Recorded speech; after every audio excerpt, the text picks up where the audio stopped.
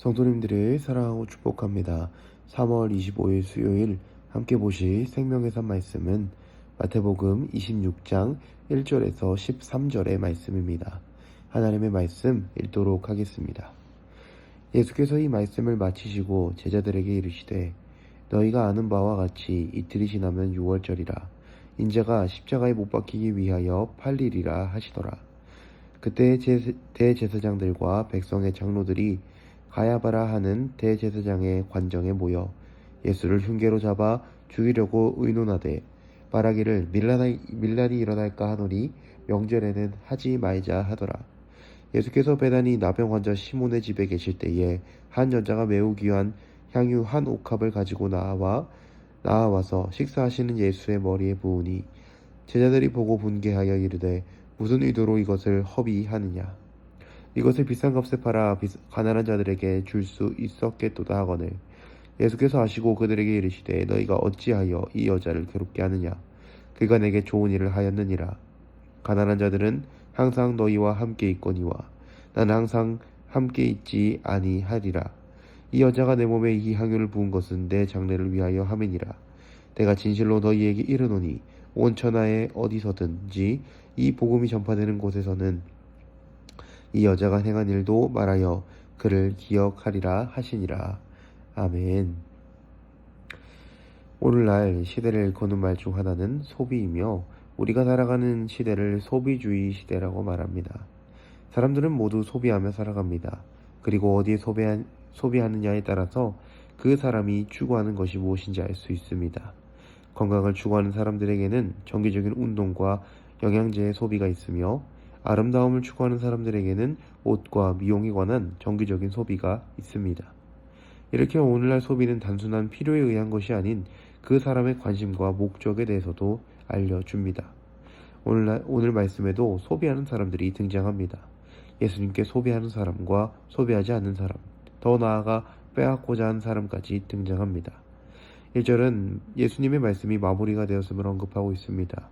이는 마태복음 24장부터 25장까지 이어진 긴 종말에 관한 예수님의 긴 설교가 마무리되었다는 것입니다. 그리고 이제부터 새로운 주제로 말씀이 시작되고 있습니다. 이는 예수님의 장래에 관한 이야기입니다. 예수님께서는 이미 알고 계셨습니다. 이를 제자들에게 알리십니다. 그런데 여기서 조금 특이한 표현이 있죠. 2절 하반절에 인자가 십자가에 못 박히기 위하여 팔리리라. 십자가에 못 박힌다는 표현은 수동태적인 표현입니다. 이는 예수님이 외부적인 요인에 의해서 십자가에 못 박히게 되는 것을 말하는데 이상합니다. 예수님께서 이를 위하여 팔리신다고 하십니다. 위하여, 이는 또 목적어의 표현이죠.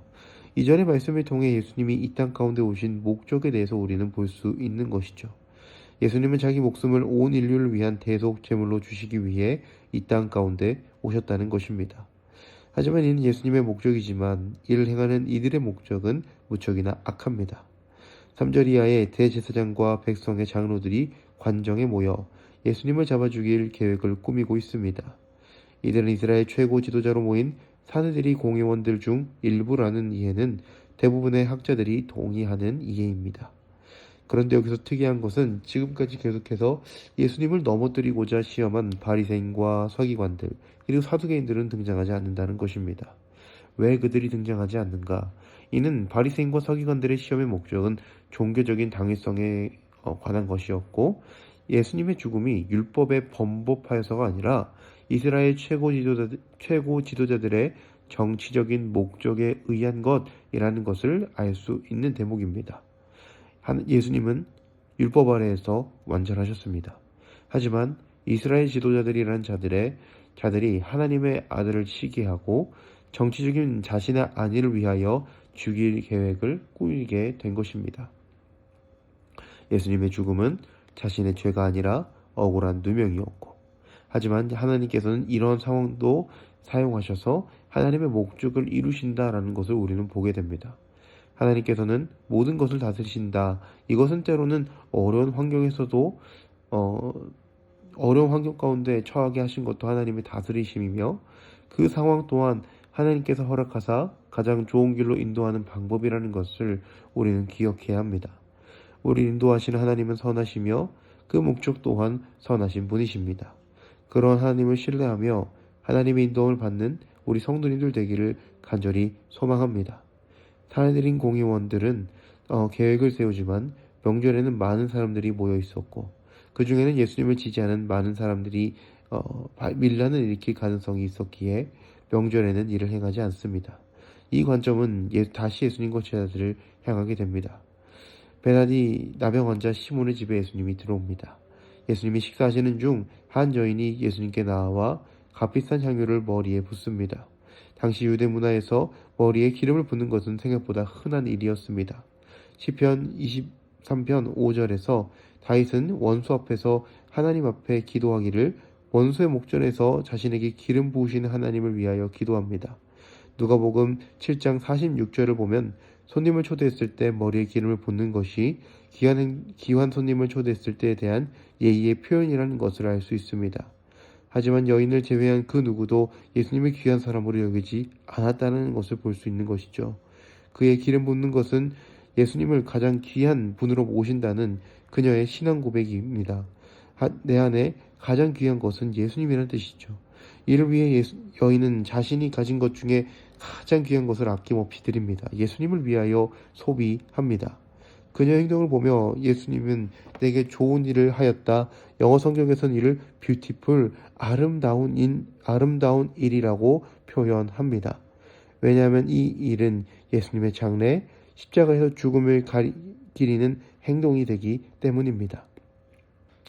당시 시체를 처리하는 관습으로 시체에 기름을 발랐습니다.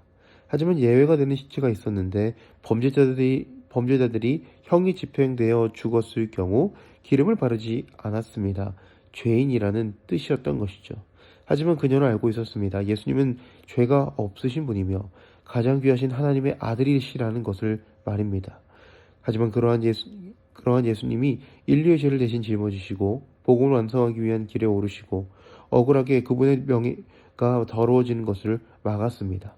예수님이 가시는 그 길을 위해 자신의 향유를 기꺼이 소비합니다. 이를 본 제자들 중 몇몇은 이를 너무나도 아까워하기도 합니다. 그 이유는 아주 그럴싸하죠. 가난한 사람들에게 나누어 줄 수 있었겠다라는 의도였죠. 어쩌면 이는 이전에 가난한 자들에게 한 것이 예수님 자신에게 한 것이라는 가르침에 대한 실천일 수도 있지만 다른 복음서를 보면 그 말의 진실성에 대해서 생각이 많아집니다. 향유를 붓는 여인에 관한 기사는 모든 복음서에 기록되어 있습니다. 예수님이 말씀하신 대로 복음이 전해지는 모든 복음서에 함께 기록된 것이죠. 그리고 요한복음에는 실명이 언급되며 이 사건에 대해서 좀 더 상세하게 기록되어 있습니다. 향유를 부을 때 가장 먼저 입을 연 사람은 가롯 유다입니다. 그에 대해서 요한은 먼저 돈꾀를 맡은 사람 도둑이라고 기록하고 있습니다. 그러한 유다가 가장 먼저 안타까워하며 이 비난을 주도하였습니다. 이 기록과 함께 유다의 말, 가난한 자들에게 줄 수 있었겠다는 말을 같이 본다면 과연 그의 진심이 무엇이었을까 하는 생각을 다시 한번 하게 보게 됩니다. 겉으로는 예수님의 말씀을 실천하지 못한 안타까움이지만 속으로는 도둑질을 꾀하는 그의 모습을 우리는 생각할 수 있는 것이죠. 여인을 제외하고 지금까지 등장한 사람은 모두 어디에 소비를 하고 있나요? 사내들인 공의원들은 자신의 지위와 명예를 위해 예수님의 목숨을 소비합니다. 유다를 비롯한 몇몇 제자들은 자신의 물질적 이득을 위해 예수님에 대한 헌신을 기꺼이 소비합니다. 하지만 예수님에 대한 바른 통찰을 가지고 있고 신앙 고백을 가진 이 여인만이 예수님을 위하여 헌신합니다. 우리 성도님들 어떠한 소비를 하고 계십니까? 여러분이 가진 것은 정말 예수님을 위하여 사용하십니까? 그렇지 않다면 우리는 어쩌면 한 달란트를 땅에 묻어둔 종과 같을지 모르겠습니다. 하나님께서 내게 달란트를 허락하신 것은 일꾼으로 삼기 위함임을 기억하시고 우리의 것을 예수님을 위해 소비하시는 우리 성도님들 되기를 간절히 소망합니다. 기도하겠습니다. 사랑과 내가 충만하신 아버지 하나님 은혜를 감사합니다. 오늘도 말씀으로 하루를 시작하게 하시니 너무나도 감사합니다. 하나님, 우리 안에 주어진 정말 많은 것들을 주님께서 주셨는데 내게 주신 것 기꺼이 주님께 내어드릴 수 있는 그런 믿음을 갖게 하여 주시옵소서. 나를 위하여 예수님을 소비하는 것이 아니라 정말 주님을 위하여 나의 것을 소비할 수 있도록 주님 복의 복을 허락하여 주시옵소서. 감사를 드리며 우리 주 예수님의 이름으로 기도합니다. 아멘.